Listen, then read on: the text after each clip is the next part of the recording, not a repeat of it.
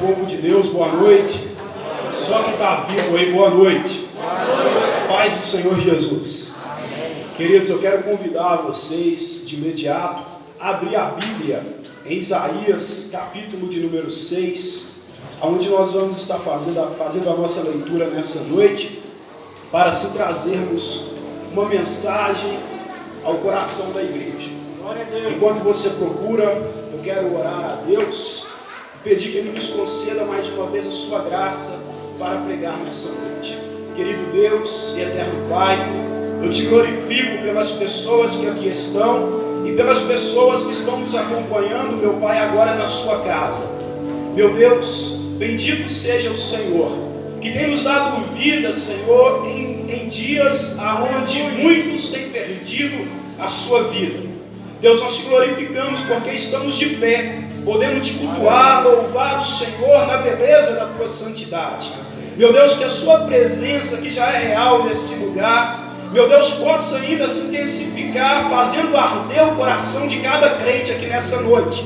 Meu Deus, que nós possamos adentrar o lugar, meu Pai, da tua morada, e possamos sentir o toque do Senhor, o meigo toque do Senhor, trazendo vida a nós nessa noite. Meu Deus, que o Senhor seja com a minha vida para pregar nessa noite, e seja com todos nós, para ouvirmos a sua voz, que ainda fala e que ainda faz tremer as nossas vidas. Amém e amém. Queridos, você que achou Isaías capítulo de número 6, versículo de número 1, está escrito assim: no ano em que morreu o rei Uzias, eu vi o Senhor assentado num trono alto, exaltado, e a aba de suas vestes enchia o templo. Acima dele estavam serafins, cada um deles tinha 6 asas, com 2 cobriam o rosto, com 2 cobriam os pés, e com 2 voavam, e proclamavam uns aos outros: Santo, Santo, Santo é o Senhor dos exércitos, e a terra inteira está cheia da sua glória. Ao som das suas vozes, os batentes das portas tremeram, e o templo ficou cheio da fumaça. Então gritei: ai de mim, estou perdido, pois sou um homem de lábios impuros e vivo no meio de um povo de impuros lábios.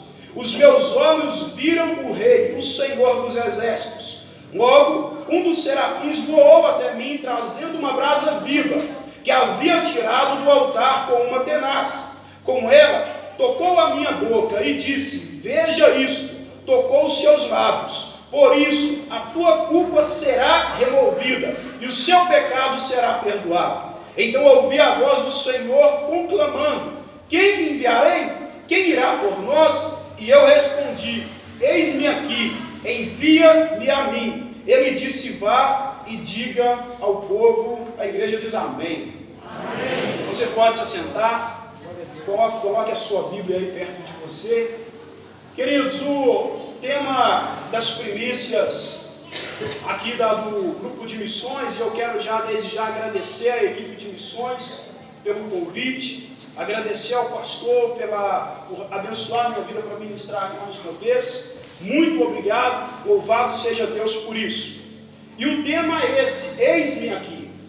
E dentre os 66 capítulos do livro de Isaías, o capítulo de número 6 vai ser exclusivamente dedicado para mostrar o início do ministério profético de Isaías, do ministério aonde Deus o dirige como profeta, o consagra como profeta. E o capítulo de número 6 vai ser exatamente descrevendo o que aconteceu, tamanha a importância desse chamado e o que ocorreu durante esse chamamento de Deus à sua vida, a vida do profeta. Isaías, querido, ele vivia, segundo estudiosos, ele fazia parte de uma corte real. Alguns dizem que o seu pai era escriba dentro do reino de Israel, dentro do reino de Judá, melhor dizendo. Ele exercia ali uma função aonde ele estava próximo à monarquia, aonde ele participava de certa forma do que acontecia dentro do reino, dentro do palácio. E Deus, então, naquele tempo, vai mostrar a sua glória com o propósito de levantar alguém como profeta. E esse alguém vai vaiar a escolha de Deus sobre Isaías. Deus vai mostrar a sua glória e vai dar a ele ali a oportunidade de se dispor a ir fazer aquilo que o Senhor desejava que ele fizesse. Ser levantado como profeta não era algo fácil. Ser profeta nos tempos bíblicos, querido, eu creio que assim como hoje, vai sempre ser difícil. Não é fácil ser um profeta, porque o profeta, ele tem o compromisso de transmitir a palavra de Deus. Ele tem a obrigatoriedade de anunciar e de ser um porta-voz de Deus. E é aí que vai estar o problema, porque nem sempre Deus vai dizer aquilo que a gente gosta. Nem sempre Deus vai falar da maneira como nós gostaríamos de ouvir. Mas Deus é Deus, querido. E se Ele levanta um profeta, e esse profeta vem com uma palavra dura, é porque Ele sabe da necessidade daquela palavra ser ministrada. E nos tempos de Isaías era mais difícil ainda. Por quê?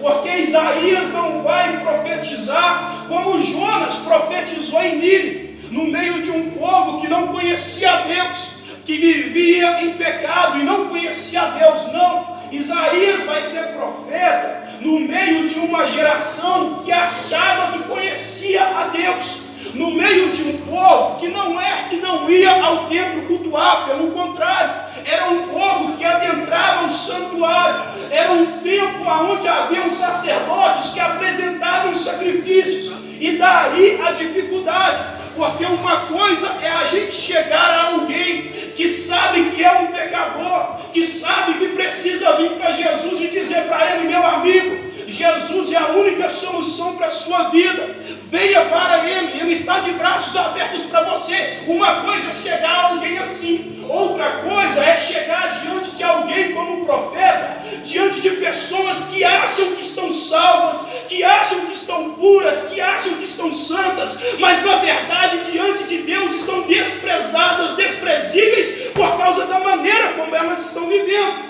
Eu estou dizendo para você que nos dias de Isaías, as pessoas achavam que conheciam a Deus, mas Deus olha para aquela congregação e diz: vocês não me conhecem. Deus usa Isaías já no capítulo de número 1 para trazer uma palavra dura sobre o povo de Judá. Ele vai dizer: Isaías anuncia a este povo que o boi conhece o seu dono, o jumento sabe o caminho da sua manjedoura, contudo o meu povo não me conhece. Veja o tamanho do abacaxi que Deus entrega na mão de Isaías, pastor. Vai no meio desse povo que acha que é santo e diz que eles são impuros. Vai no meio dessa congregação que acha que está me agradando com os seus sacrifícios, com as suas ofertas, e diz para eles que eu não tenho me agradado. Essa é a missão do profeta e não vai ser fácil. Mas a Bíblia diz algo no Salmo 115 ou 105. Ela diz assim: ó, não toqueis nos meus ungidos e não maltrateis os meus profetas. Porque quando a gente toca no ungido ou maltrata o profeta do Senhor, querido, a nossa conversa vai ser com Deus. A Bíblia vai dizer, querido, aqui no capítulo de número 6, versículo de número 1, que no ano em que morreu o rei Uzias, e eu preciso introduzir aqui quem era Uzias, porque ele não era qualquer rei.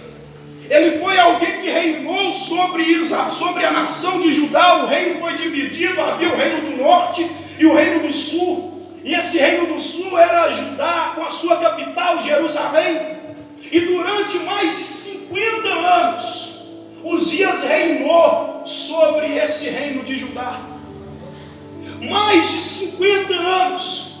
A Bíblia vai dizer em 2 Crônicas, capítulo 26, se você quiser abrir aí, você pode abrir para conferir.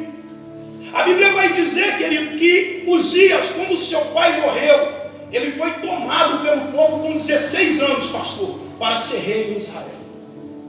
Com 16 anos, ele já tinha a aclamação do povo. As pessoas gostavam dele.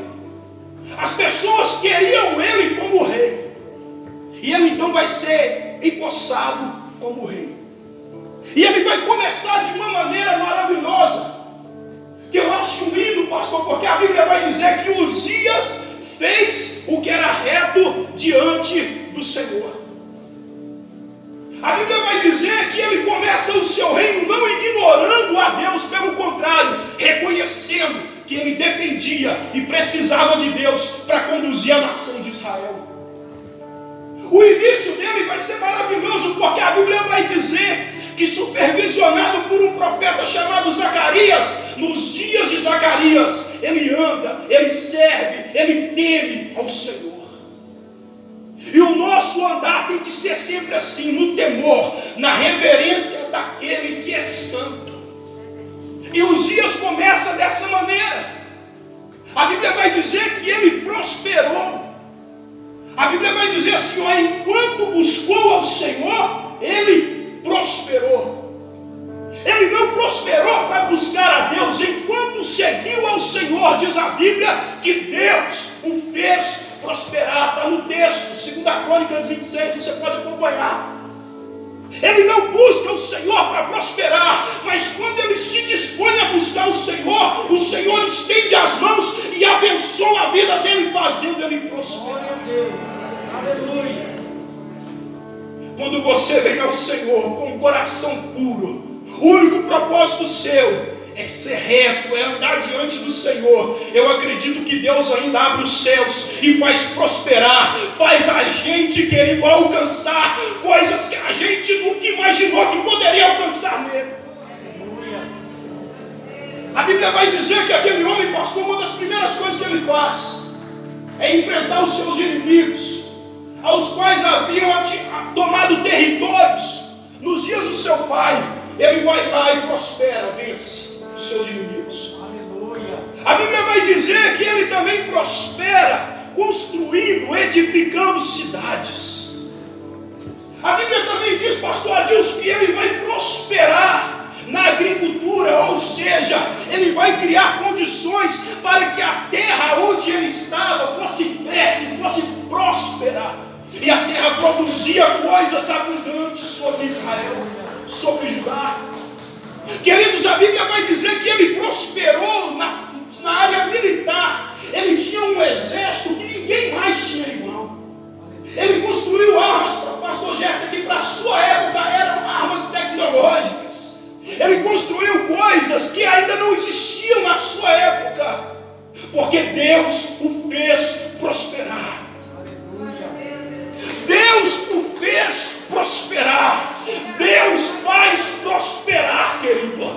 Deus faz a igreja dele prosperar. Se nós tão somente buscarmos a ele por aquilo que ele é, e aí, segundo a vontade dele, os céus são abertos e bênçãos sem medida são derramadas sobre a sua igreja. Aleluia!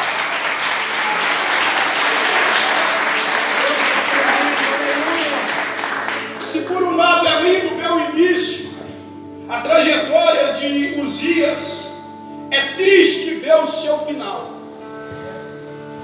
Porque é mais importante do que começar bem, é terminar melhor. Mais importante do que ser bem sucedido no início, é chegar lá no final da sua vida, colocar a cabeça sobre o seu leito e dizer, posso descansar em paz, porque estou deixando um legado para a minha geração. Nós vamos ser lembrados, queridos, não pelo que nós fizemos no início, mas pelo que nós fizemos no final da nossa vida. A gente pode ter começado um início torto, avacalhado, um início mal, mas se lá atrás a gente se converter, querido, o nosso final será maravilhoso. Porém, Uzias, a Bíblia vai dizer ainda em Crônicas, nos textos de Crônicas, 2 Crônicas 26, que todo aquele clamor, todo aquele renome que o Senhor o dá, faz o seu coração se ensoberbecer, se exaltar diante de Deus. Ele agora, por ser rei, por ser a maior autoridade humana sobre a terra, sobre o reino de Judá, Ele acorda, não sei, um belo dia, e não sei o que deu na cabeça dele, pastores. Ele disse: eu vou ao templo oferecer oferta de incenso. Mas qual o problema? A oferta de incenso era algo que era autorizado somente aos sacerdotes da descendência de Arão oferecer. Mas ele se exaltou no seu coração, o poder subiu para a sua cabeça, e ele então diz: eu faço o que eu quiser, porque eu sou o rei e é eu que mando. Ele vai para o templo, ultrapassa um limite que alguém podia ultrapassar, alguém que não fosse sacerdote, porque o lugar onde ele entra é um lugar santo. E naquele lugar santo, somente o sacerdote podia entrar. Ele ignora aquilo que estava na lei. Ele ignora aquilo que estava nas escrituras, na palavra. E entra, passa do limite. Entenda uma coisa: existem lugares que nós devemos entrar. Mas existem lugares que nós devemos entender: eu não vou entrar. Glória a Deus. Mas por que você não vai entrar? Porque é Deus que estabelece o limite. É Deus, pela sua palavra, que dita o que eu posso, aonde eu posso e de que forma eu posso fazer. Aleluia. Não queira entrar em lugares que Deus estabeleceu um limite para você não entrar. Se Ele falou para você não entrar, é porque Ele sabe que ao entrar lá, as coisas vão ficar ruins para você. Tem gente que o poder está subindo para a cabeça e está entrando em lugares e fazendo coisas que não poderia fazer. E Deus lá no céu está olhando e dizendo: vai ser ferido, vai ser ferido, vai ser tocado. Não ultrapassemos os limites que Deus coloca nas suas escrituras. Porque Deus não terá por inocente o culpado. A Bíblia vai dizer, querido, que quando ele está lá dentro, e ele vai agora pegar o incensário, era uma oferta ao Senhor. Qual o erro disso? O erro é que as escrituras diziam somente os sacerdotes, filhos de Arão, que podem apresentar o sacrifício, a oferta de incenso. Ele pega o incensário, 80 sacerdotes valentes, diz a Bíblia. Gente que entendia que devia honrar, respeitar, amar ao rei, mas que entendia também que devia honrar, respeitar a palavra, as escrituras. Porque o rei não estava acima das escrituras, ele tinha que estar submisso às escrituras. Nenhuma autoridade está acima da palavra. A maior autoridade sobre a nossa vida é a palavra do Senhor. Então não ultrapasse o limite.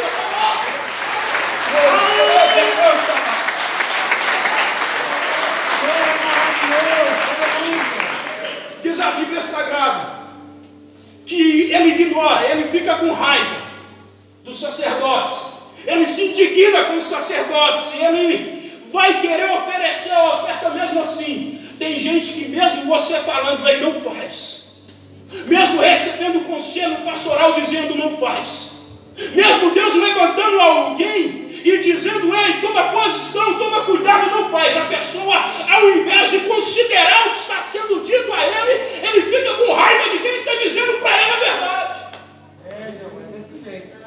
Mas se ficar com raiva de você, querido, não tem problema. O importante é que o sangue daquela vida não vai ser requerido das tuas mãos. Anuncia a palavra. Leva a palavra. Diz aquilo que está na palavra sem tirar uma vírgula, sem acrescentar nada, porque a palavra é suficiente sobre as nossas vidas.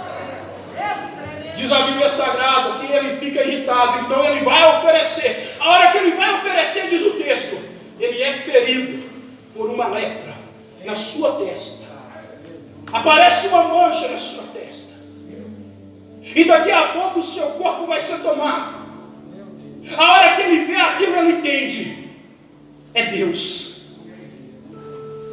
A hora que ele vê aquilo, ele entende: Deus me feriu. Os sacerdotes vão rápido para tirar ele diante do altar de incensário. Ele próprio entende aquilo e se apressa a sair da casa do Senhor. E vai ser